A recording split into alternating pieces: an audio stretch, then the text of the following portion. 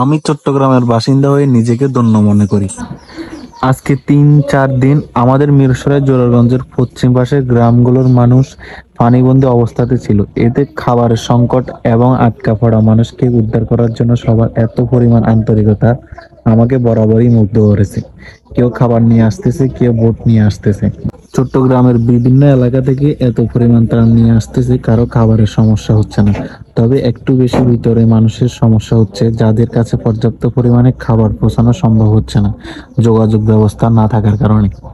এখন যারা ত্রাণ নিয়ে সহযোগিতা করতে আসতেছেন, তারা একটু চেষ্টা করবেন ভিতরের গ্রামগুলোতে দেওয়ার জন্য, কারণ ওইখানে অনেক মানুষ এখনো পর্যাপ্ত পরিমাণে খাবার পায়নি। অনেকে বলতেছেন একটা গাড়িতে করে ওরা যদি 10-15 জন নিয়ে আসে তাহলে কতজনকে উদ্ধার করে নিয়ে যাবে। আসলে ভাই ওরা হচ্ছে একটা অন্য এলাকা থেকে আসছে, ওরা আমাদের এলাকায় কোনো কিছু চিনে না, কিছু জানে না। আগে ওদের নিরাপত্তাটা দরকার। তো কারণ এমন না যে বাংলাদেশের মানুষ একদম সদস্য, বাংলাদেশের প্রত্যেকটা জায়গায় ভালো মানুষ যেভাবে আছে, খারাপ মানুষও সেভাবে আছে।